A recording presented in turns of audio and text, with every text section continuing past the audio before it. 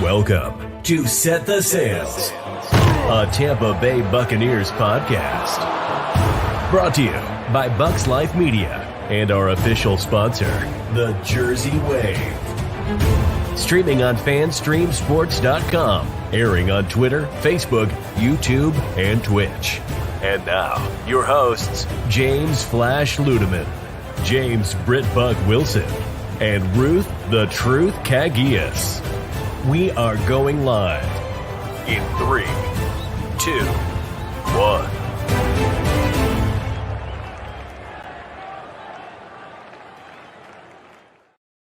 All right. Good evening, ladies and gentlemen. Welcome to another episode of Set the Sails, the podcast. We are live here at a different time tonight. It is 8 o'clock Eastern, 7 o'clock Central, and we hope that you're having a great day. By the way, just to let you know, it is Victory Monday, everybody. Victory Monday for your Tampa Bay Buccaneers. We're going to talk a lot about the game and what happened last night or yesterday, of course. But joining me, as always, we're going to bring in our panel of guests. Unfortunately, Kaylee couldn't be here tonight. She's fighting strep. Don't worry, it's not COVID. So none of us are going to catch it, which we, I guess, wouldn't catch it anyway, because we're on, virtual. So it is what it is. Let's go ahead and bring in Britt Buck Wilson. What's up, buddy? How we doing? I'm actually speechless after that statement. Congratulations. You've actually taken the words out of my mouth. But you know what? Whatever. Because you were going to say it first, right? Is that what you're saying? Yeah. I was actually planning to come in and go, how are we going to get it when we're thousands of miles apart? And then you're a thunder thief. That's what you are, James Williams, a thunder thief. But yes, Victory Monday, the first win of the Tom Brady era. Fire the cannons. Siege the day. All right, let's bring in our next host. I love those Youngry books. That's right. He's the host of Sports Caffeine. Looks a little different tonight. Can't really figure out why, but looks a little different tonight. Please welcome the host of Sports Caffeine on the FanStreamSports.com network, Little Bushman, joining us. What's up, buddy? What's up, guys? Happy Victory Monday. As you can tell, I'm not in my office studio. I'm making sure my new puppy doesn't shit and piss everywhere. So, yeah, I'm out in the living room right now. And I'll make sure I don't cuss as much as I did last week, I promise. And I was going to say you beat 3 minutes. I was going to say, yeah, that's. I won't say as many F words as I did last week. There we go. Oh, okay. And of course, you know what? I'm not bringing you on until you take that off. And this is really awkward. I'm getting like a dad now. That you if you wanted to leave it on, you can. I guess it's okay. Please welcome your other panelist, Ruth, who is wrapped in Cowboys attire for some stupid Victory reason. Monday! Woo! I mean, I guess anytime you beat the Falcons, Dallas. Yes, week 2. Okay, hold on. I have to ask this question because I know you're a Cowboys fan, and we're not going to talk about this game. Because this was literally the worst probably football game I've ever seen. Did the Cowboys really win this game, or did the Falcons lose this game? It was a combination of the two. They handed it off to us, but we dunked it. There ain't no way. The Falcons two different blew this game, period. They threw us the alley-oop, but we dunked it. It was not an alley-oop. It was something. I don't know what it was, but, they built the ladder for you. Shout out to special teams coach of the Atlanta Falcons. Appreciate you. Oh my gosh. They handed to you that win. I mean, they literally just walked in and said, here you go, take this W off our hands. I mean, just unbelievable game. But you gotta say that was one of the most terrible games, crazy comeback that you've seen in a while. Come on. Awful football games I've ever watched. I think the statistic for that game was like 444 games with a team having that much of a 20-point differential and then coming back. It was like no 441-1. So Matt Ryan literally is thrown for like 1,000 yards already and has no wins to show for it. Doesn't that suck? That victory yesterday was kind of like giving a participation trophy to that special kid. That's what it was. Me. Wow. Yeah, James, I mean, you're just a hater. All right, so it was an alley poop. That's a good It's an alley poop. I like that. That's good. All right, we're gonna bring in Falcons. We're gonna bring in one of our special guests tonight.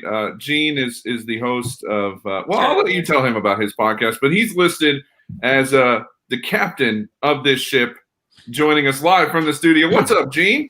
What's going on, guys? How's everybody doing? Welcome Victory to the Monday. show, Gene. Yeah, Gene. So tell us what you do, what you got going on, and then we'll get rolling with this panel conversation. All right. Yeah, I'm the host of Buck What You Heard. You can find me on Wednesdays at 7 p.m. Eastern.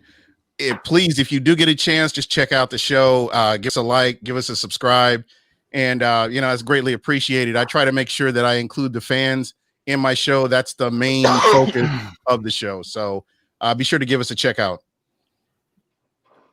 All right, awesome. Well, excuse me, I'm doing two things at once over here. All right, so let's go ahead and jump right into it. We're all going to have great conversation. As always, please feel free to leave a comment below or in here. We appreciate you all watching so much.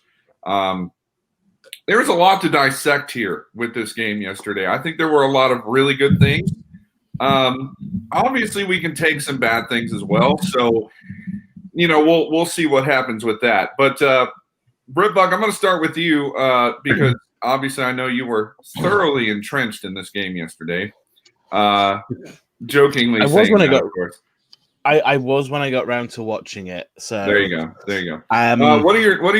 What are some thoughts from this game? You don't have to dive too deep right now. We're going to kind of dive in here in a minute, but what are some thoughts you have about this game today? Okay, I'm going to give a quick good, bad, and ugly then. What my good is how explosive this offense has the capability of being, and just how fast and deadly this defense has got the potential to be. Now, the bad for me is there's still those mistakes. You're still making the mental mistakes that are coming in, and they can kill drives, they can kill momentum, and for me, the ugly is those goalposts. What the hell was going on with that? That is not a good look to open the season at Raymond James Stadium, and you've got wonky goalposts. No, that's not a good look. Did I miss something? Because I didn't even notice the goalpost yesterday. I wasn't even paying attention to that. Anyway, El Bushman, what are some thoughts from this game for you? I'm still very skeptical about this team. I mean, of course, you had a 20-point lead going into the second half, and just like in Bucs fashion, they take the foot off the gas and they let Carolina come back. I'm kind of nervous about going on and playing teams like the Packers and the Chiefs, because if you're letting teams like the Panthers come back and almost really tie up the game and maybe beat you, that's something to be concerned about, especially in the defensive side. And then the offense, they were playing too conservative in the second half. It was as Britt Buck says, we saw glimpses of what this offense is going to be, hopefully in the next couple of weeks, as the chemistry is there and gets more and more with Tom Brady and his receivers. We saw that with Mike Evans. It looks like they're finally gelling together. But I think with the defensive wise, it's kind of still scary to me. They're going to let teams listen, granted, they really contain CMC for almost all the game before he got hurt. But when it comes to the secondary, it's still suspect. And that concerns me when you're playing better teams like the Chiefs coming up and the Packers too as well, even though Devontae Adams is injured. It just concerns me a little bit.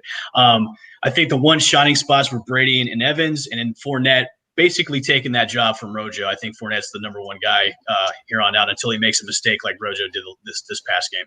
All right, Ruth the Truth. What are some thoughts you have from this game yesterday? Oh, well, right off the bat, it was an improvement from what we saw in week 1.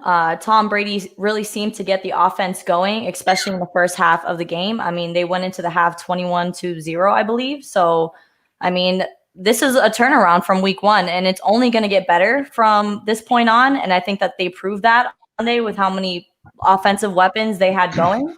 So, I mean, on the defense side of the ball, yeah, they need to clean up, especially in the second half. They applied a lot of pressure and had Teddy Bridgewater collapsed in the pocket a few times. So I was happy to see that. But yeah, it's only up from here, guys. I'm staying hopeful. But I mean, as Evan mentioned, we are going to be facing some tougher teams, and that's going to be, a bump in the road. But as of now, I'm happy. All right. Hopefully they're not bumps in the road, though. That's the only thing. Let's not make them bumps in the road. Right. True. All right, Gene, jump in here. What do you think? For me, I love the offense. I think the offense is getting up to speed slowly but surely. You still see some unfamiliarities in there. The handoff to Rojo was a little bit high, in my opinion. It should have been a little bit cleaner. There was another interception. These are things that are coachable. These are things that they can clean up, and I do expect to see that. I love the emergence of Leonard Fournette. I'm a Ronald Jones guy, but ultimately it's about the Bucs making it to the postseason.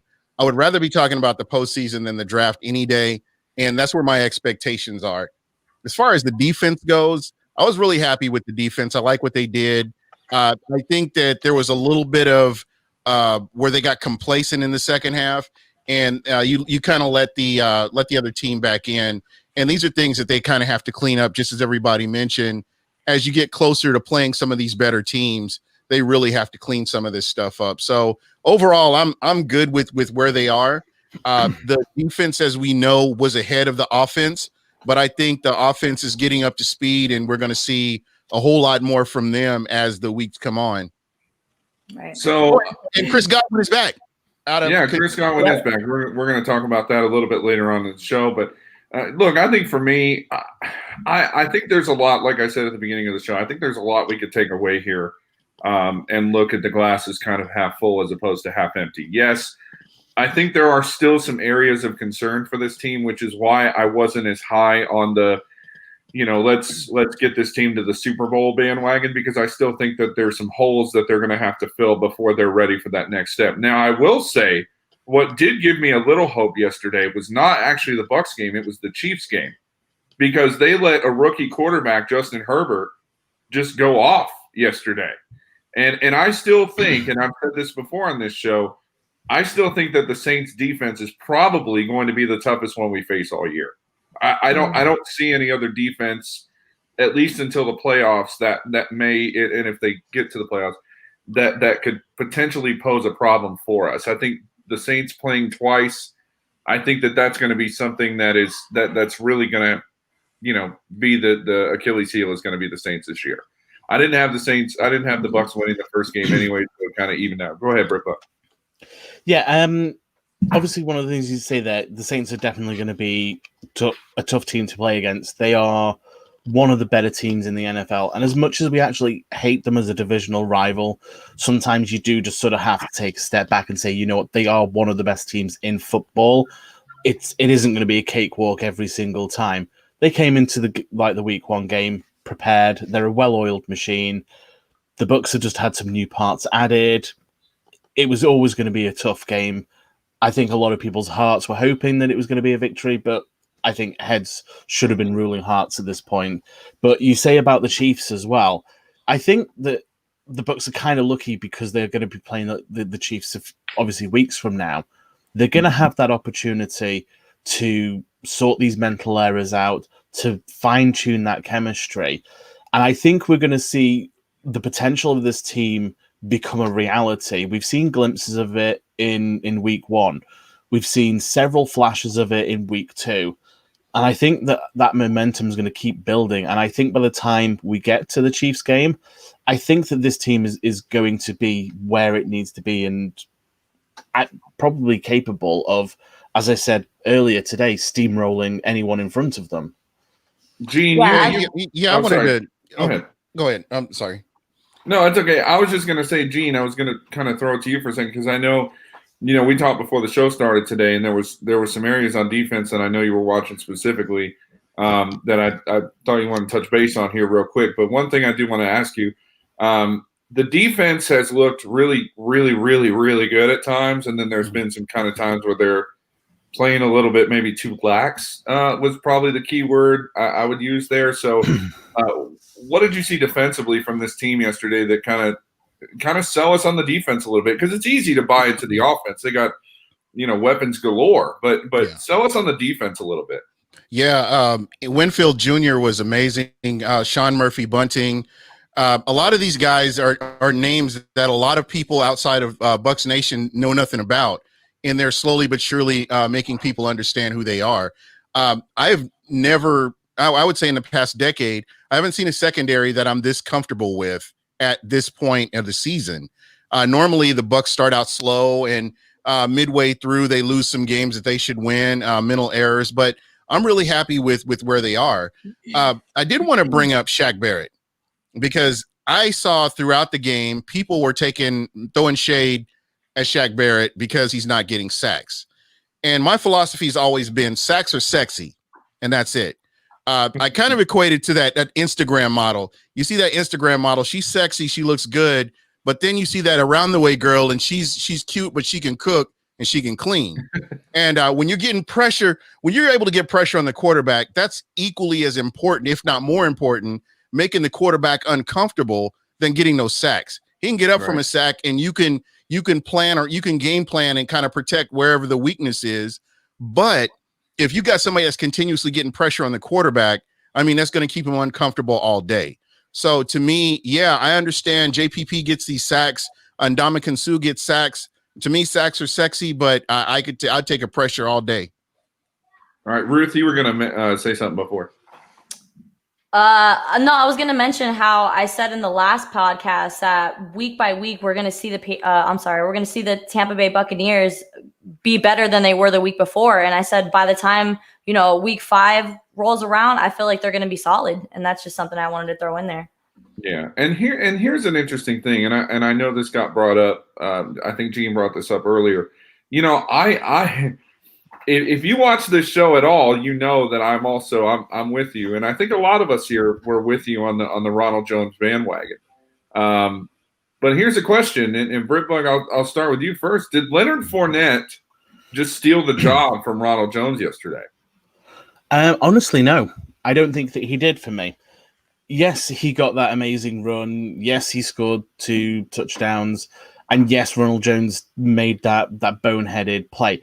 I don't think that this is going to be it for Ronald Jones. I think up until he fumbled the ball with that complete brain fart, I think he was actually playing very well. He was getting positive yards where he was able to. He was making very decisive decisions, like going through holes. That stiff arm was amazing, by the way. Yeah, He said, "Get off of me! Get off me, man!" That was amazing. And you've seen that again. I'm going to talk about potential. You've seen the potential of what Ronald Jones can do. And I think, we know what Leonard Fournette can do. We know the type of runner he is. We've seen it for years in Jacksonville. He's carried on doing it here in Tampa. So, we know what we've got. For me, Ronald Jones actually has a higher ceiling if he cuts out those stupid mental mistakes that he makes.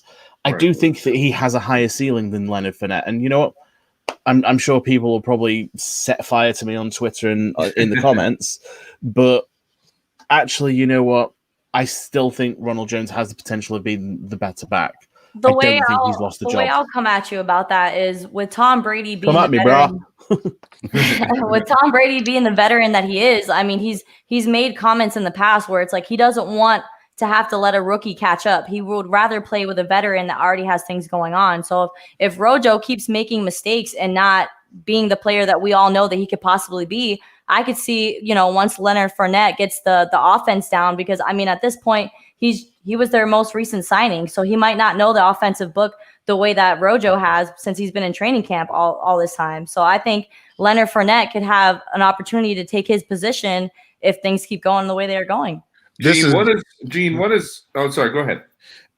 For me, it's about wins and losses. It's about the Bucs getting to the postseason. Right. It doesn't matter who's the starter, who's taking the starter's position. When they can come in and make plays when they need to come in and make plays and execute, that's what it should come down to right there. Right. I'm not so much concerned about Ronald Jones losing his job. I think there will be opportunities, as Britbug mentioned, for him to come in and make big plays because he's been like a shoestring tackle away from taking it to the house. And we know that, just with his speed and his running ability, he's a violent runner. We know that he can potentially do that in any chance. So if you get punched in the mouth by Leonard Fournette throughout the game, and then you bring Ronald Jones in, or even a Shady McCoy sometimes, it's going to change everything up. And I think they can all work in concert together and get some wins. Shady had a tough game yesterday too. I don't think Rojo, outside of the touchdown run, was all that good. I mean, and I'm not trying to dog Rojo because I think he does have talent. I think, as Britbug mentioned, the potential is definitely there. I get a little confused when I sit here and I think about how Leonard Fournette looked yesterday, rushing for over 100 yards and 2 touchdowns, one of which completely iced the game, obviously. And then you look at a guy like 46-yard run though. Right, but still though. But that's the thing, is that would Ronald Jones have done that in that position? I don't know. Because here's the thing about Ronald Jones, is that when Ronald Jones was within probably the 10 or 15-yard line running into the end zone, I trust him a little bit more. But I haven't seen anything yet that makes me confident that Ronald Jones can remain in this starting position. There's just nothing that's given me any confidence in that.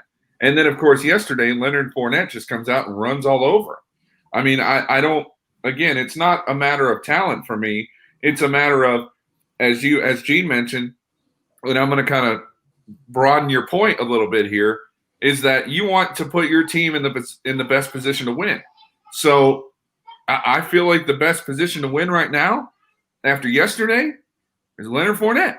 And I hate saying that because I do like Ronald Jones, and maybe – that changes. I know Bruce Arians has already come out and said today that he's sticking with Ronald Jones as a starter because Leonard Fournette hasn't had enough time in the offense, which is very true.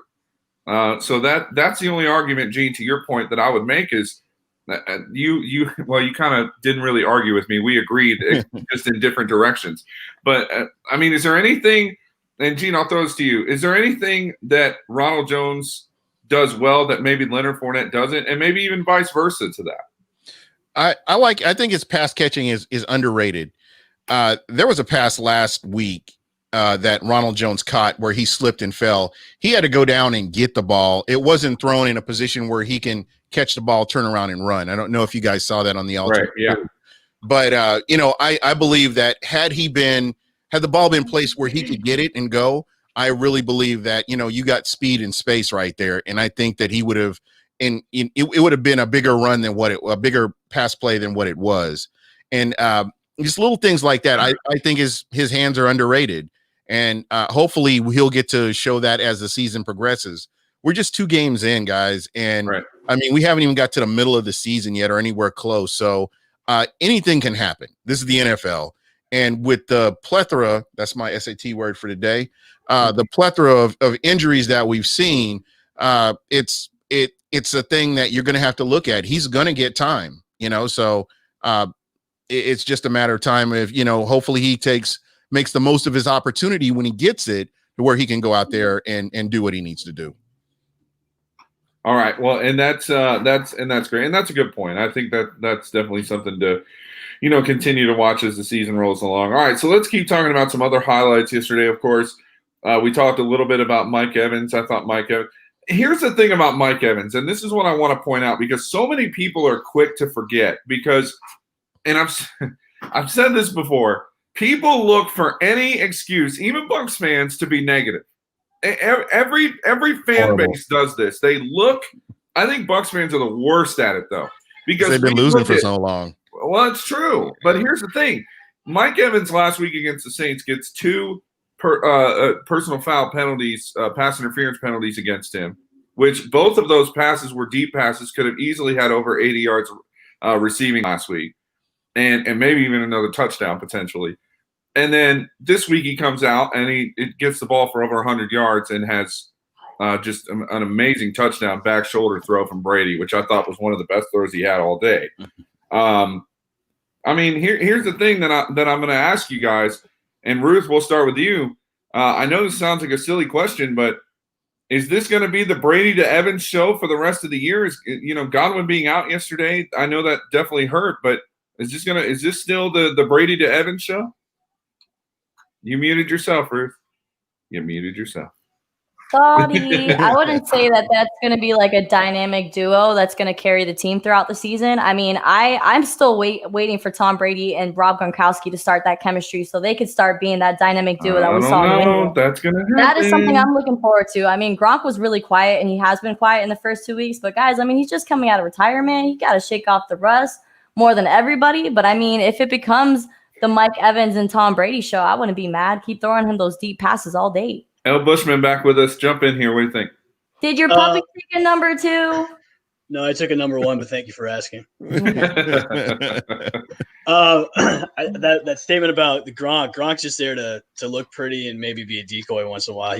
We're not going to see the Brady Gronk show anytime soon. I think Brady's there to get the chemistry with the new guys that he has, like Mike Evans, like Chris Godwin, like OJ Howard, like Cameron Brate. So it's still a work in progress, but you never know. I could eat my own words and say, hey, in the next couple of weeks that Brady's going to find Gronk all day, but I just don't see it. I think with this new offense, Brady's got to maybe rely on somebody else than just Gronk, which, was his wet blanket in New England. This is not New England now. He doesn't have to rely on Gronk anymore. He's got so many weapons to choose from. He doesn't have to go to him anymore. We saw that on Sunday where it was the Mike Evans show, and that's fine with me because I got Mike Evans in a trade from the old James Ludeman here, and it gave me a lot of points over the weekend. So let's keep doing that all day. But I yes, thank you. But, and I lost, and both of the people I had just sucked. In fact, one of them's out for the year now. Yeah, so I did terrible on fantasy this week. I think going forward with this offense is you're going to see more creative stuff than what we've known to see in the past when we've had Jameis Winston in the offense.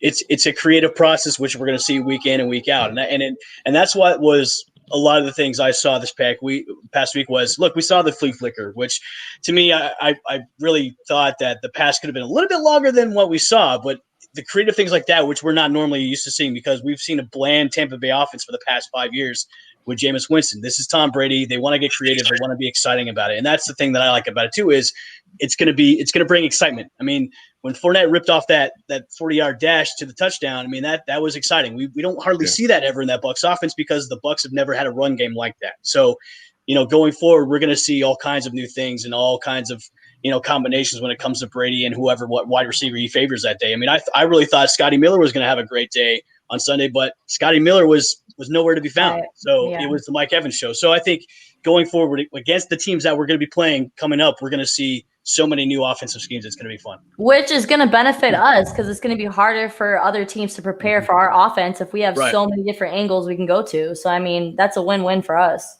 Right. They got to catch those balls, man. They got to catch those I know. balls. They dropped 7 of Brady's passes, 7, including a touchdown pass. Come on now. It was 2 touchdowns, really. And then really could have been it really could have been 3 on the on the hit that the hit the nail on the head pass over there. That was I've never seen anything like that. But he wasn't targeted.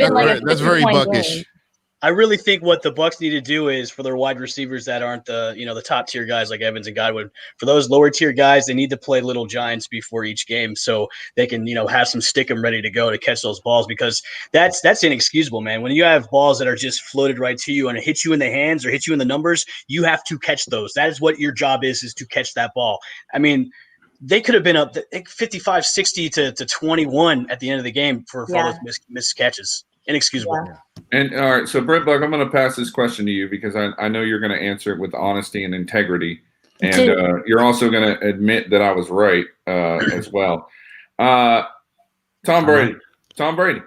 Last week, the national media, including some other Buccaneer media in that as well, were very easy to go against Tom Brady, saying, "Oh, he's washed up and he can't throw anymore, and he's 43 and that's not good." And shut up, you guys! Every single freaking time. So, how obviously drops?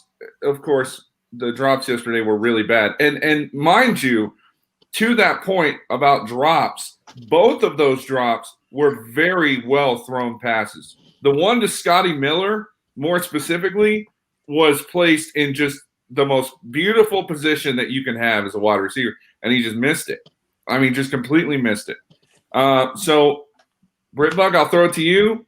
Brady's overall performance yesterday as a whole. I don't know what the people were having a problem with, if I'm absolutely honest.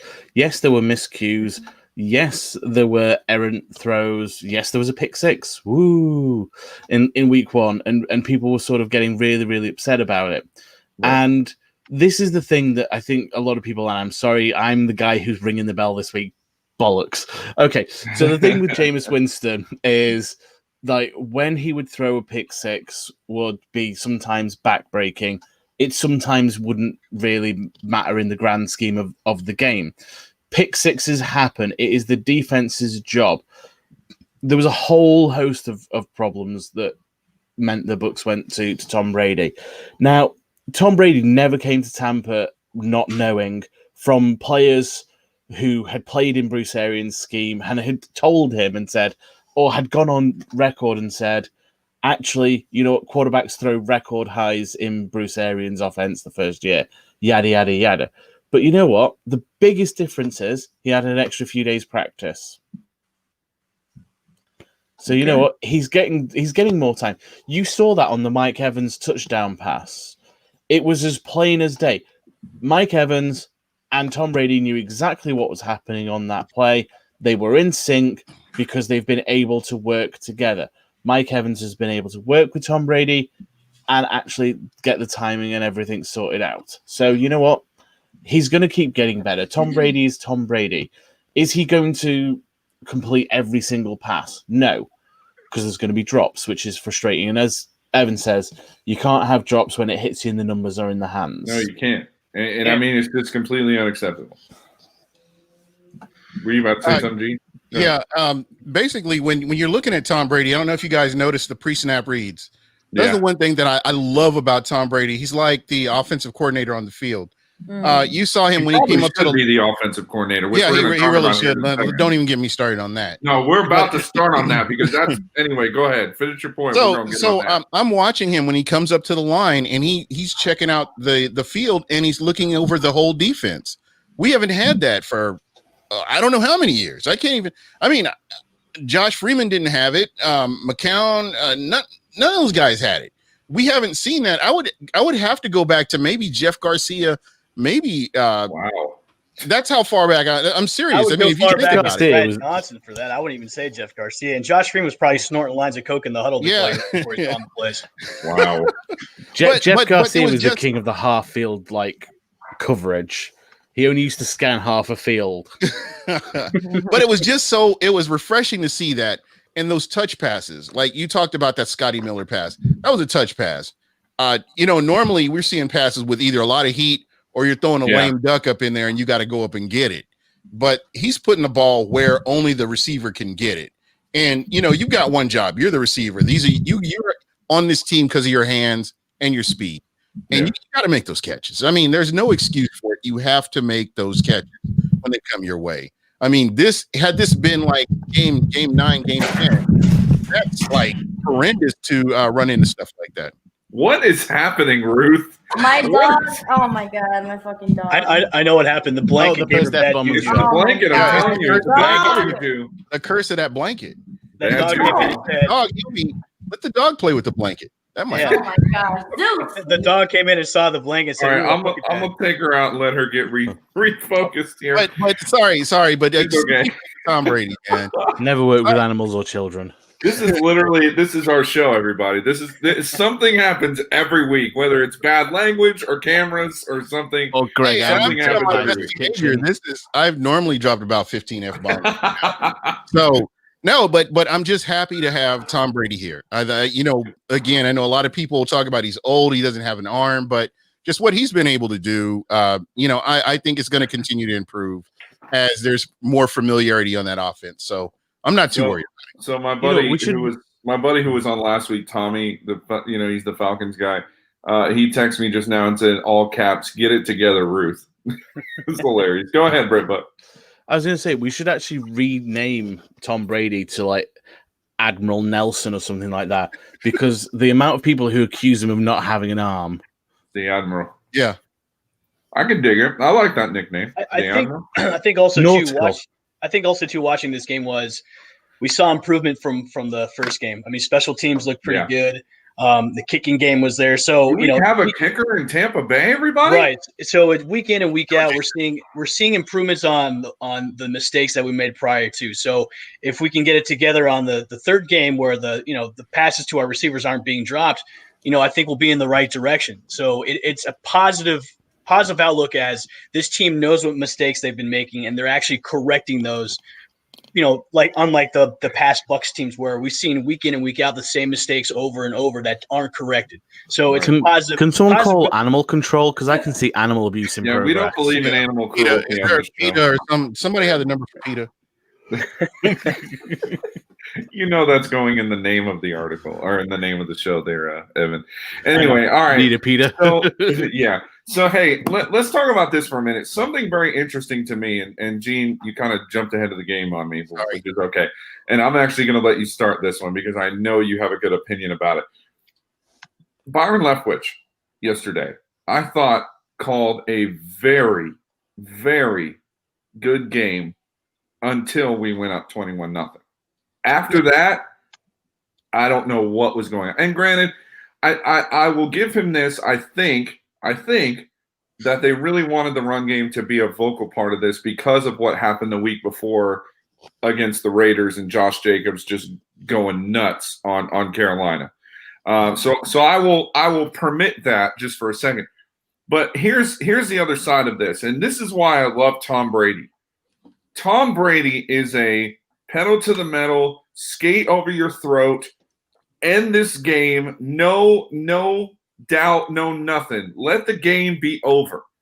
And yesterday, and I don't know if it was all Byron Leftwich or maybe some of it was Bruce Arians saying, okay, let's back up and be a little bit, just a little bit, not much, but just back it up a little bit. And maybe that was to avoid mistakes. I don't know. But, Gina, I'm going to start with you. This play calling I thought was very kind of inconsistent yesterday. So tell me, walk me through this from your perspective. What do you think?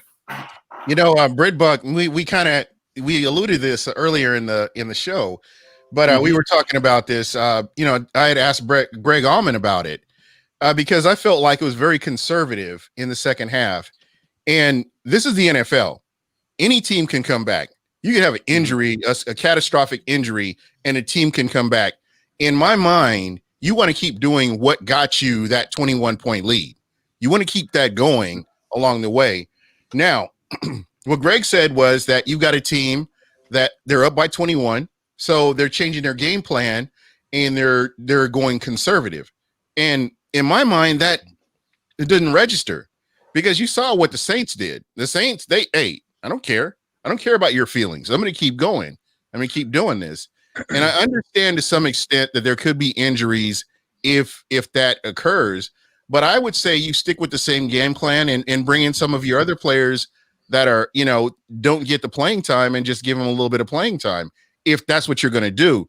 But I do not agree with going conservative because when you play not to lose, you will lose. And Bucs fans from I don't know how far back, a decade and a half, we know when you play not to lose, 9 times out of 10, if you're a Bucs, you're going to lose. So I don't agree with that. I'm not a big fan of Byron Leftwich right now from what I've seen of him. And I think you need more creativity and you have all these different weapons. I think that you should showcase your weapons so that, if there are opportunities to make plays when you're in close games, that you're able to go ahead and do that. So that's just my personal opinion. I'm not a coach. I'm not a GM. I'm just some jerk off with a podcast. So that's, what do I know? Gene, I agree with you 100% on what you just said. Like, the Bucs have never really been that awesome force, offensive force that a lot of people fear. So when you let your foot off the gas in the second half, it's like, come on, let's rack up the score. We could get up to 50, 60 points here. Like, why would you go conservative when this team could come back on you? They have one of the best running backs in the league right now. Granted, it's not the same offense with Cam Newton out there, but they could still do it. And they ultimately did do that and caught up to the Bucs. I would jam it down their throats and put my knee on their neck until the fourth quarter is over. Let's rack up as much points as we can. So when we're facing other teams, they're going to be fearful of our offense. Now, let me ask you guys this real quick. Could an offensive coordinator see this and game plan for the second half for his team to go after the Bucs because they're going conservative? Is that a possibility?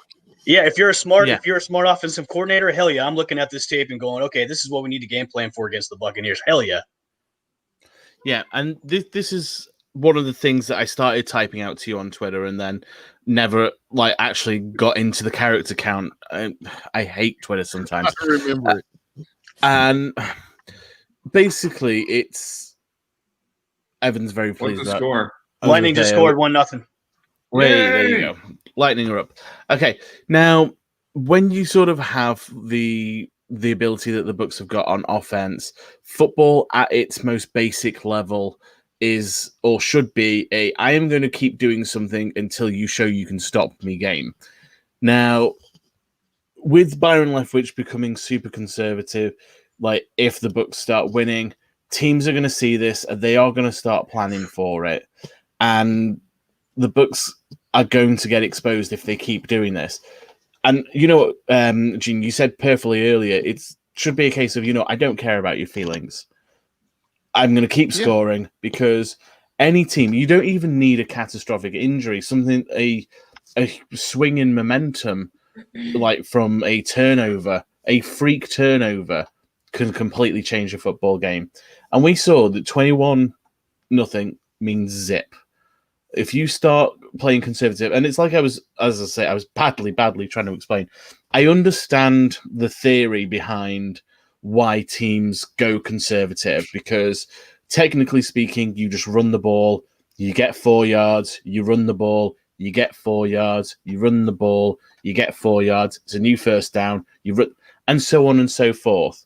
And that in theory works fantastic because you keep the clock moving, running plays are less risky, and what if you become the idiot that calls a passing play that turns into a pick six that opens up the game?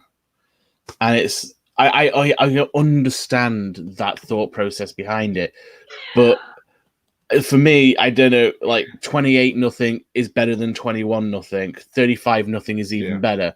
But the only way that you do that is by keeping on doing what has worked until they show you that they can stop you. That's when you make an adjustment. Yeah, and here's the thing about doing that is that, and this is what really just, again, drove me crazy about the whole thing, because I'm sitting here going, okay, 21-0, obviously they're going to play conservative. I mean, you just know, because that's just kind of what we saw. We saw that a lot last year. I really would argue that that's the reason we lost that Giants game last year. 100. We did the exact same thing. We got into a rhythm early. Went up 20, I think it was 24-0 or 21-0, same thing. And yesterday kind of looked like it was going to be that same story. We just slowly let him back in the game, and Teddy Bridgewater, which, by the way, I don't think Teddy Bridgewater gets enough credit for how good he is. I mean, he's a very good quarterback, and I knew that going in yesterday that there were going to be problems, but he played well. But I just feel like if you have the opportunity to take advantage of a situation, and I'm not saying that to score 70 points, you're not going to do that. But if you have an opportunity to go up, 34, 42, stuff like that, you got to take advantage of that stuff. It's interesting how similar in some ways, now not in all ways, but it is very interesting how similar the Cowboys and Falcons were to our game in some ways. Because we started out really fast. The Falcons started out amazingly fast. That game should have been over easily. I don't think it was too much of them starting fast. I just think those 3 fumbles and 10 snaps is what really killed us. Right. But that's what I mean. Like getting turnovers and Dirk Cutter, exactly. We all know, if you're a Tampa Bay fan, Anyway, but it's one of those things where they took advantage off of turnovers, and that's the exact same thing the Bucs did. The Bucs got 2 great turnovers, the 1 interception, and then, of course, the fumble by Winfield, that JPP ended up picking up. So, I mean, they took advantage of a situation, and they needed to continue to do that. And I feel like offensively they could have done a better job of keeping up with that. And it left a little bit to be desired yesterday. That's just kind of, I don't know. That's how I took it from the offensive play calling side. But I mean, is that realistic to say that it's possible that a team can come back? Why wouldn't you put a team away? I mean, at least run that offense to the third quarter. I mean, if have that kind of snap count, and this is what got you here. And until they can come out and beat what you're doing, keep running that. Even if you have to bring in other players, you want to keep your other players from getting injured. You want to bring in somebody else and give them some playing time. There's nothing wrong with that. I mean, you're up, and this is only going to benefit you and those players that aren't getting playing time by being able to go out there as well. But again, I don't know. It just doesn't make any sense to me why you would go conservative. It's much like how they talk about the interceptions that quarterbacks throw under the Bruce Arians offense. Why aren't you fixing that to where you're not throwing interceptions? But again, that's one of those things that's why I'm not a head coach or a scout or a general manager. All right. Well, let's move on. In this game, there's one more little aspect of it that I think we do need to discuss yesterday, because it is kind of a topic of Tampa Bay today. And there are some very angry people, including one of our favorites, Ryan Jensen, on Twitter. Yesterday, I don't know if you guys saw this, but Mr. Brett Favre was in the stadium for the game yesterday. And, there went Ruth. She didn't want to talk about the Packers. I get it. I totally get it. She's like, I'm out of here, Packer talk. Brett Favre was in the stadium yesterday, found out later that he was credentialed to be there, and he was working with an NFL film, it looks like, that they're doing. Yeah. He was working with NFL films. Right. So I want to ask you guys, big deal or no deal that he was there and other season ticket holders were not? Because that seems to be the overall consensus, is that, especially Ryan Jensen, who made the 3-0 Bulls. Geez. Apparently, Ryan Jensen again wasn't very happy, and his tweet was, he can be there, but my family can't. And I can totally understand where he's coming from with that. So, El Bushman, I'll start with you. Is this a big deal or no deal? I would say no deal. I mean, if he was there with NFL films, he has a right to be there as credentialed media if he's going to be doing something with the NFL. No, I think for him maybe to come down there nonchalantly with no mask on and just eating whatever he was eating, I think it kind of showed a little bit of like maybe you shouldn't do that. But if he was there for a reason, an actual reason to actually film something for NFL films, I don't think it's a big deal. I think maybe along the lines of, I know a lot of season ticket holders were really pissed off because Brett Favre was there. But look, it's Brett Favre. I mean, he's basically NFL royalty. He can do whatever he wants. And if he's filming something for NFL films, you can't get your panties in a wad because, a couple months from now, you're going to be 25% of the people that are going to be let into the Buccaneers stadium it is what it is. Okay. I would say no deal. All right. Brett Buck, deal or no deal on this? For me, I'm going to go on the side of no deal that he was there. He's working there. That's like me saying I'm upset that Tom Brady was allowed in the stadium, but I wasn't. He's there working. Yeah, but Tom Brady was playing quarterback. I mean, come on. Brett Favre was – that's two completely different things. All jobs matter. No, you stop it right now. You stop that right now. I'm surprised you actually fell for that when I set you up so clearly as well. You really did start. I mean – hold on. We have a YouTube comment from Brandon Dennis, who I think maybe a first-time watcher with us. Favre can start on half the teams in the NFL still. Probably. I mean, I don't know if I that is generous, agree with Brandon. that, but that is very generous. I think it's very generous as well. Maybe the Jets, maybe. Yeah. The Jets are awful. Anyway, go ahead, James. But he's working. He's doing a job. And as Evan says, he's got every right to be there. Where I think he crossed the line is, when he was just sort of flaunting the fact that he was in the stadium and sitting down and around. And as a young watcher, Joshua Garrison, who's been with us all night, has pointed out, Ryan Jensen's more upset that Favre had his family there, right? Which is obviously it's a slightly bigger issue because I don't see what purpose Brett Favre's family has at Raymond James Stadium other than for Brett Favre to say, hey, you know what? I'm going to the stadium working this day. Here's your chance to watch Tom Brady play in his first home game as a Buccaneer. Yeah. And if Ryan Jensen and other players can't have their family there, like for COVID reasons, I think that makes a little bit of a mockery of it. On the surface, it's not a big deal. It's just Brett Favre working for NFL films. When you look into it a little bit further, you do absolutely understand why it was just a little bit scummy. Brett Favre can definitely start on the Cowboys. That might be accurate. Yeah, Brandon, you're a funny guy. Got jokes today. Ruth, is this a big deal? It's a wrangle of jeans. Is this a big deal or is this not a big deal with Brett Favre? I mean, I'm not going to say that Ryan Jensen is wrong for feeling the way that he did because I'm pretty sure it's really important for him to have his family there when he's playing.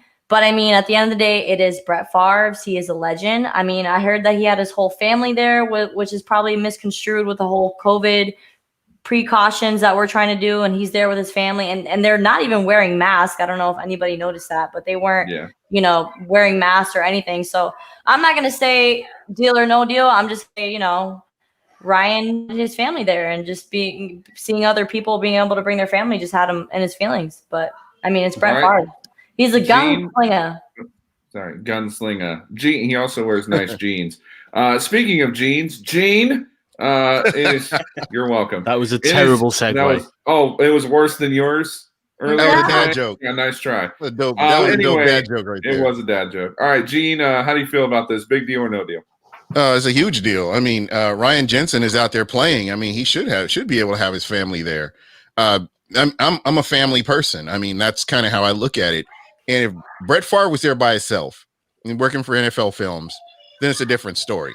This guy's out here working. He's there he's not here vacationing with his family. He's here working.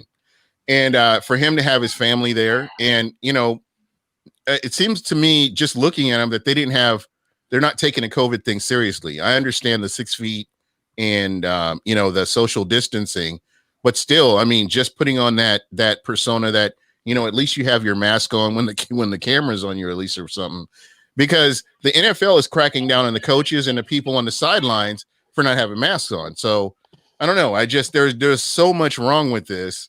And I look at the season ticket holders, as I used to be one. Because I used to be one. Right, that pisses me off. When you think about it, I mean, these guys are investing their own money into this team, so they can go and watch them. And then you've got a guy here who's got his family there, and I don't know. It just it isn't right. I'm just looking at it as a season ticket holder. Do you think the Bucs should have let fans in? Because obviously next week in Denver they'll have fans there. I think the Bucs still have one more home game they'll have with no fans before they finally take that shot. We saw it done well in Kansas City. Yeah. I saw Dallas did it well yesterday. I mean, there have been some stadiums that have kind of, started to do this, limiting capacity, obviously, and things like that. Is this something that the Bucs maybe need to take another look at and say, well, maybe we should just try this out and just see how it works? I think absolutely. They should. I think they should. Because, the way they've had two weeks in a row, they have 0 COVID positive tests in the NFL. I think the NFL should look at this and be like, okay, something's working. We need to maybe take advantage of it, especially with the Bucs. With who the Bucs have now on their team, they need to capitalize on the merchandise sales, the food sales, and everything they can get to make money. Because you got to remember this: a lot of teams are losing money day in and day out when they're not having fans go into those stadiums on Sunday. I know the Cowboys are losing the most. They're losing like $70 million per Sunday of not having, people come in and spend the money they do at Jerry Jones World. So, if owners want to make money off of this, they got to say, okay, we need to let 25% in first. And then if all goes well, let's do 50% and then maybe gradually go to 75 and maybe a full pack stadium. I will say this. I will say by the fall time, by the end of maybe November, early December, you'll start to see stadiums that will be over 50% capacity with people in there. Because I think, teams are going to look at this and be like, we have to capitalize on right now. 0 tests are coming in that are positive. It's got to come. I mean, they've got to let people in. I wonder what the reaction to that would be for the Super Bowl too. Because, we're looking now, see, here's the thing. This is the interesting part is way back in April and May and things like that. We looked at this and we're like, okay, I could see maybe by August, September, we could start to have fans. Well, some of that has happened, but most of it hasn't. Now we're sitting here going, okay, maybe by December, we could probably have some fans in here. And then now 2 months after that, you're going to have the biggest football game of the year. And as we've said several times, it's one of the biggest money makers of the year too. So, I mean, do you think there's going to be an opportunity to have more than 50% at the Super Bowl in Tampa in February? Is this going to be done by then? I hope so. I hope so too. It just kind of brings up an interesting question. And again, with the Super Bowl being in Tampa, I think this is another good opportunity for the city to start to bring fans into the game and say, okay, this is how many we could do safely, and kind of just build on that. That's why I was a little surprised that the Bucs I don't think they jumped the gun per se, like the Big Ten did. But I do think that they could have taken a little bit better of a look at it. Well, I think as well. Sorry. I was going to say, I think as well that the Bucs haven't said like 100%. This is the hill that we're going to die on. That is going to be at least 2 weeks without fans. I think they've sort of said 2 weeks because it gives them quite a good buffer zone. They, no matter what was going on, they probably had zero intention of letting anybody into the stadium apart from Brett Favre and his family in week 2, the first home game for the Bucs. Now, if they sort of look at what happens in Mile High Stadium, if they look at what's happening around the league in other stadiums that are allowing fans inside, I think there's definite lessons that can be learned, and it's going to be interesting to see whether or not the Bucs take those lessons on board and go, I think we can maybe let fans in to the next home game. But it's going to be interesting. As I say, they've got a week to decide, so they've got a week for things to develop. As far as the Super Bowl goes, I honestly think that this will be like the first major sporting event where COVID instant tests are really implemented. Yeah. I think they're probably going to sell all the tickets, and they're going to be like, hey, it doesn't matter because we're going to test everybody before they come into the stadium, whether or not they've got COVID, and we can test them, and it's like a 15-second test, and they're through. It can I be just think there's too much money at stake. Detector. NFL experience, baby, right here. The NFL experience. Come get your COVID test. That's all we're doing this year, guys. We're not doing anything else. All right. Well, let's fast forward. I know we're going to have a guest here join us. I will say this. I will say this, James. I will say this. If they can do tests, going into Busch Gardens and Disney World, and also the Dollhouse and other strip clubs around Tampa, they should be able to do it for this. Wow. That's all I'm saying. I heard about that on the internet. I don't know how. A friend of mine told me about that. Yeah, exactly. He heard it on the internet. Potato chips. Interesting. I don't know. Anyway, all right. Well, let's fast forward. Let's look ahead to this Sunday. And again, we're going to have a guest join us for the last probably 10 minutes of the show here in just a few minutes as soon as he gets off of work. He's going to join us here real quick, and we'll introduce him once he gets here. But I want to look forward here. Obviously, we go into a Week 3 matchup with the Denver Broncos, who are just limping into this week. Obviously, the loss of Cortland Sutton is a big deal. And then, of course, Drew Lock comes in last week and this past Sunday. As long as I don't have to shove that giant Q-tip up my nose. No, that's unfortunately the requirement. Yeah, that's the requirement there, Josh. Sorry, buddy. Yeah, sorry, man. So Drew Lock is out. Jeff Driscoll, you guys in Florida there may recognize that name, former Florida Gators quarterback, who wasn't very good, by the way. He really wasn't. So Jeff Driscoll, and again, there's a lot of injuries for the Broncos. They're going to be missing Von Miller. I mean, there's a lot of key pieces that are going to be out for Denver. So, Gina, I'm going to throw it your way. We are going to be rocking pewter jerseys as well, so that's exciting. Yeah. Gene, I'm going to throw it your way. Tell us anything you're looking forward to in this matchup, and should this be an easy win for the Bucs, even though their record against backup QBs is not very good, by the way. What do you think about this game? I think this is a very, very winnable game. Melvin Gordon is I think he's going to be your starting running back. I do believe their main running back is injured. Just everything else that I see from this team, they didn't do very well against the run yesterday.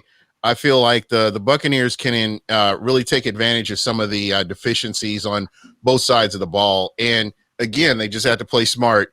I believe that the Bucs will continue to improve. You will see market improvement from this game against the Panthers, and I think they'll clean up some of the mistakes. If I know Tom Brady, like I think I know Tom Brady, I feel like he will get things a little bit more cleaner, and they'll continue to catch up with where the defense is. And on the defensive side of the ball, they'll continue to get pressure. And again, I think they're going to clean up some of the mistakes that we saw against the Panthers. So again, this is a very winnable game. Bushman, I want to throw this to you for a second, and I want to read this tweet that I saw earlier today. It says Tom Brady is 3-7 in Denver, including 0-3 in the playoffs. Now, obviously, injuries are going to help the Bucs on Sunday, but is this something that we should also sit here and go, maybe we shouldn't underestimate them as much as we think?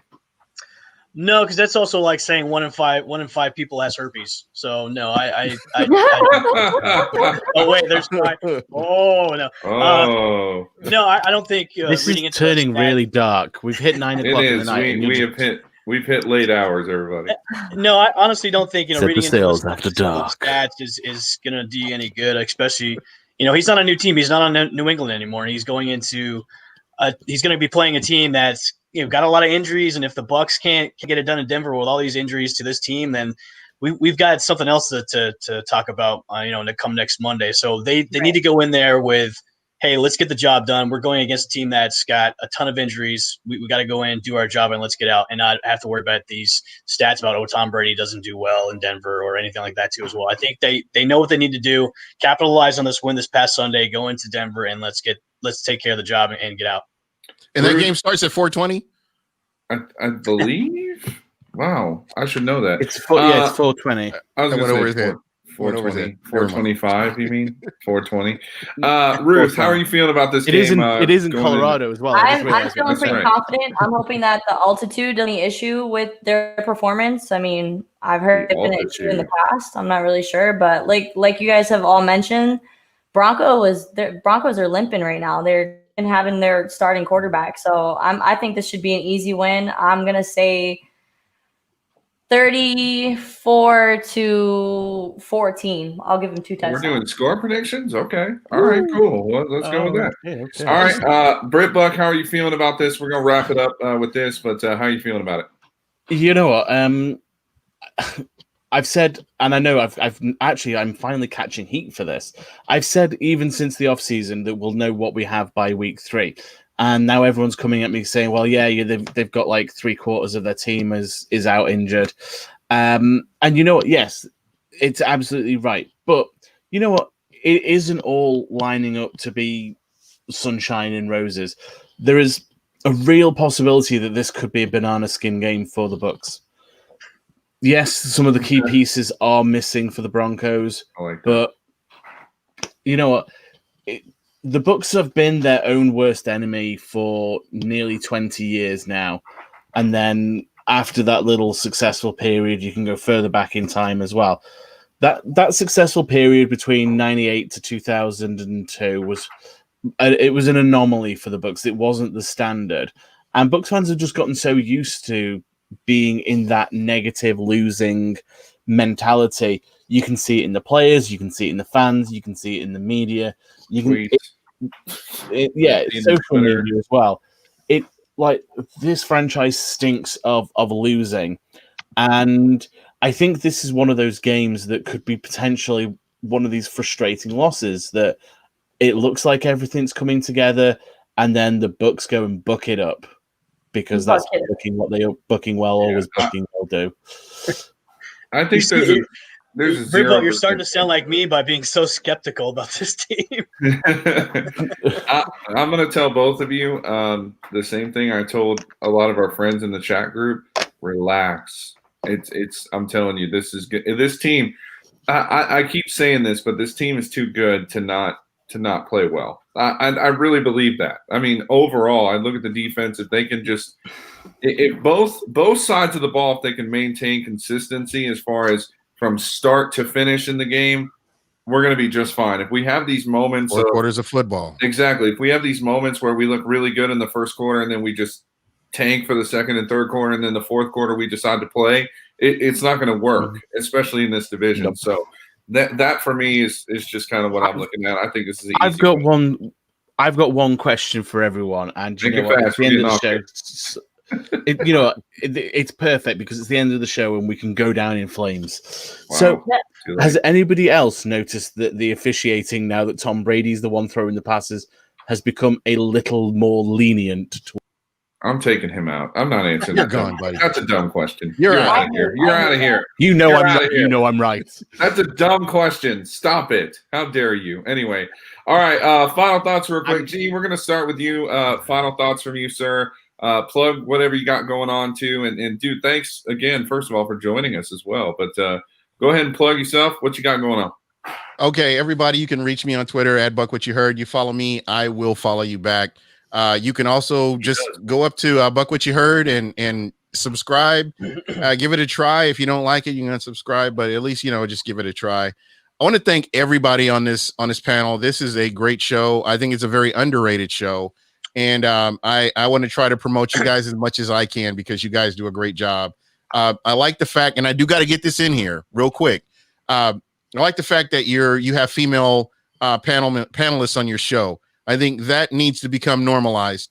I'm sick of you don't know what you're talking about because you're a female. I think that female panelists bring another angle to how you look at sports, and I think that it needs to continue. So I appreciate what you guys are doing, and I hope to be able to support as many of these shows like this as possible. Yo, British guy. Who started that? Who started that? Speaking of who started that, El Bushman, you got the floor, my friend. So yeah, make sure to tune in to Sports Caffeine tomorrow night, 8:30 p.m. Facebook Live, Periscope, Twitch, YouTube, and all the other social media platforms. I'm gonna call in. Gene, we have yet to have me on your show. We've tried for 3 weeks now, and we haven't had me on your show. So three whole weeks, man. 3 whole weeks, buddy. So since my show has two female commentators on my show, you get double the fun with 2 females on there now. So yeah, make sure to tune in. Sports Caffeine tomorrow night, 8:30 p.m. Eastern Standard Time. We usually have 2 on here, but she's out sick tonight, and so we hope she definitely feels better. Ruth, the truth, you take it away. Make sure everybody is checking out my podcast with me and Kaylee Chikoski on Wednesday nights for Beauty and the Cleats at 8 p.m. So make sure to check us out because we will be breaking down week 2 of the NFL as well as the NBA bubble.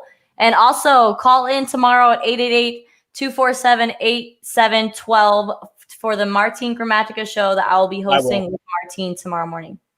I'll call again. I'll be calling. No. I'll call in. We should all just call in with different voices. I'll definitely call in tomorrow for your show. Yes.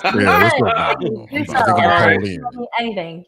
All right, Britt Bug, you got the floor, man. What you got going on? What's up? I don't really have a lot going on outside of you guys, but funnily enough, you can actually. Sadly, he couldn't be with us tonight.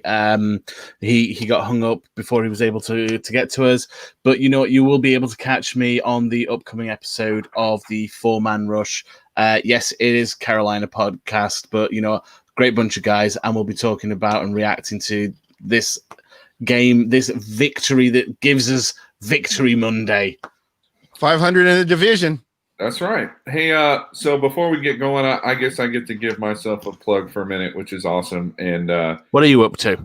Well, I'm going to tell you, the dream came true over the weekend for me. What dream is that? Will you let me talk and stop interrupting? Jeez. No, I'm kidding. Wait, I'm going to give you the screen. I'm going to give you the floor. Oh, no, I don't want the floor. It's weird. Anyway, it's all yours, buddy.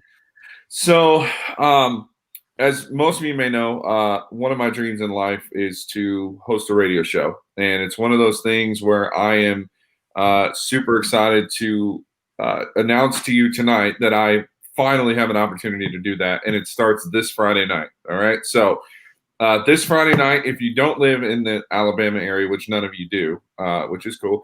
But this Friday night, you can listen to Tide 100.9. There is an app, so download that, or you can listen online as well at tide100.9.com. And from 9 to 10 p.m. Central, I'm going to be hosting a brand new show called Title Talk. And we're going to talk all sports, not just Alabama. We are going to talk a lot of Alabama football because obviously that's where we live. And the SEC season starts this weekend. But we're also going to be talking some MLB. As a matter of fact, El Bushman is going to be the very first official guest on the show this week, talking some MLB playoffs. So I'm pretty excited about that. And it's just an exciting time. It's a lot of fun. And I'm completely just blown away and excited. And yeah, I'm just excited. Proud of you, buddy. What? We are proud of you, buddy. Living out our dreams. That's right. Everybody's living out that dream. So anyway, because nobody can take your dreams if you're asleep. That's right. Nobody can take them if you're asleep. All right, you know what? Hold on just real quick. Before we go, I'm going to give him just a couple seconds because we do have to get going. But he did join. Kevin, are you there? Kevin Avery, are you here? Yes, I'm here. Okay, Kevin, we got Big Kev, what's up? Kevin, we got Hey, like what's going 3 minutes left in this show. on? So I want you to take 3 minutes and I want you to tell me what the heck happened to your boys yesterday. Well, you basically got a new coach, new regime, 60% roster turnover, playing a I lot of don't hear first and Tom second. Brady anywhere in there. Just kidding. No, I'm playing. Go ahead. Basically, you just have a very young, talented, but inexperienced team that's going through their lumps right now. Most Carolina Panther fans expected it.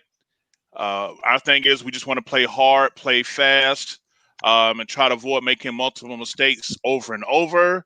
Long story short, 4 turnovers on the road is definitely going to be your death knell in the coffin. There's no way to put it.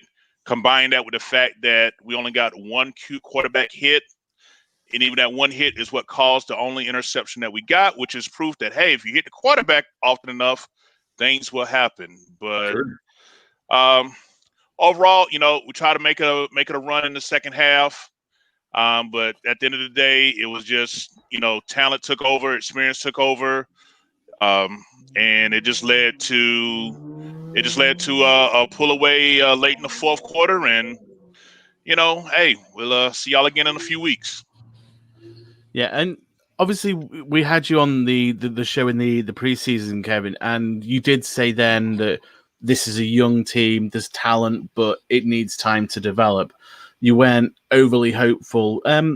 But looking at how they played against the Bucs and how they did try to come back in the game, they're fast. Looking at the team that they've got like right now in the Panthers, do you see that being the core of the team, or do you still think there's more that needs to be done?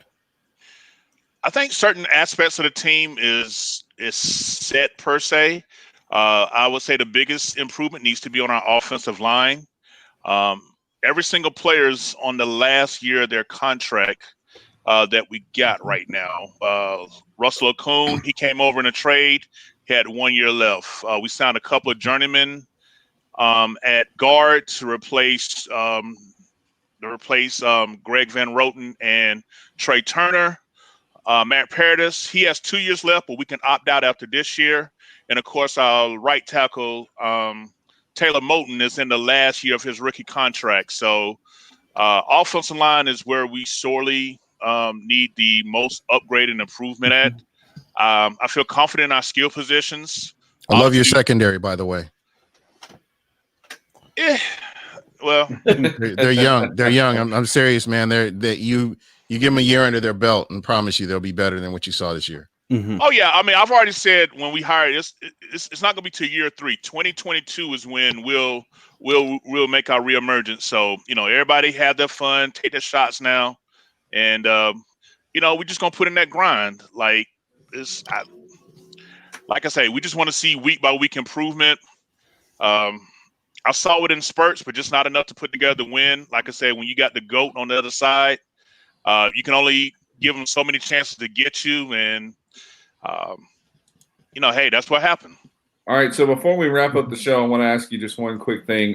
Christian McCaffrey obviously was announced today. He's going to be out for several weeks. I know that's not obviously something good for Carolina, as he's kind of the center of the offense at this point. So just out of sheer curiosity for us, who's the next man up for Christian McCaffrey?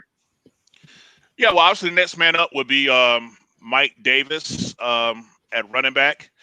He's someone who's been around and had success pretty much wherever he's went to when serving a backup role. He was the 49ers for 2 years. He was with Seattle for 2 years. And he was with the Bears last year.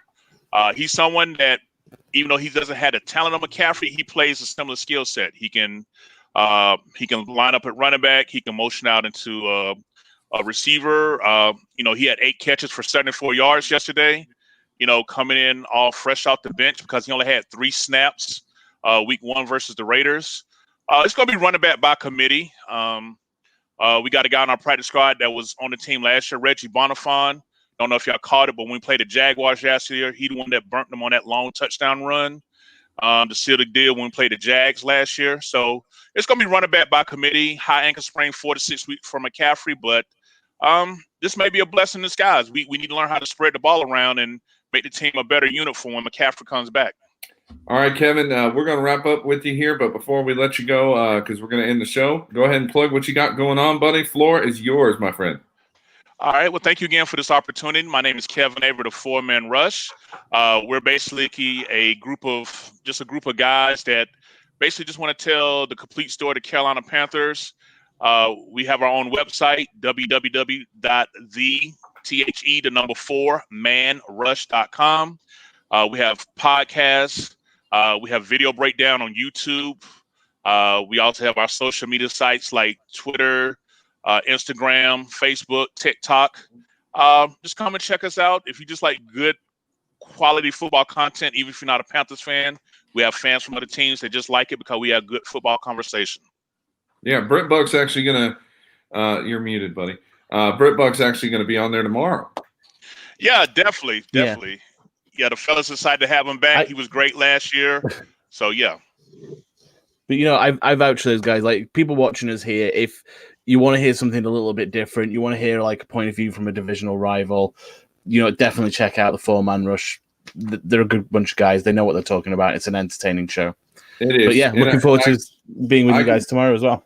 Yeah, I can back that too. And Kevin, you're always so awesome, and thank you for coming on, and I appreciate your insight. And, man, I it's tough losing CMC, buddy. But listen, you got a quarterback there in Teddy Bridgewater, and that man, we talked about that earlier. Teddy is nothing to snuff your nose at. He played very well yesterday. So kudos to you guys. Who do you guys have next in the schedule? We got week 3. We're at the Los Angeles Chargers. Okay. So that's our next game coming up. Yeah. That's going to be a good one, I think. Listen, I'm all aboard the Justin you down Herbert. For a win now. I'm all aboard the Justin Herbert train right now. Yeah, but they already said Tyrod to be starting next week. So right. So things like that. I love Jeremy Chin and Rasul Douglas. So I mean, I'm like I said, I'm a big fan of the secondary. I think they're going to be good in the future. All right. Well, that's going to do it for us here at Set the Sails. And go ahead. Isn't it nice when we all get along? Yeah, it is. It's great. All right, guys. Well, that's going to do it for us here at Set the Sails. Thank you so much, Kevin, Gene, for coming on. You guys are more than welcome anytime. You all know that. Make sure you check out their awesome podcast that they got going on. They do a great job. Ruth the Truth is going to be hanging on over here tonight. Actually, you can go catch her on Sports Arena. She's doing stuff with Eric Wilson and the crew tonight. That'll be a good show, so go check them out. And then, of course, Sports Caffeine tomorrow, Beauty in the Cleats on Wednesday, Fantasy Football Pick'ems on Thursday, FanstreamSports.com. We have plenty of content for you to grit your teeth and sink your teeth into. Yeah, try to keep up. That's right. Try to keep up. So, all right, guys, for all of us here, except for the Panthers fan, as always, as we end every show, let's go. Bucs. Go Bucs. And Good night, everybody. Panthers for the the gentleman pounding down below. There you go. You got to keep pounding. Yeah, keep pounding next year. Have a good night, everybody. Thanks for listening to Set the Sails. Listen to us on Apple Podcast, a Bucs Life media production in association with FanstreamSports.com. See you next Monday on Set the Sails.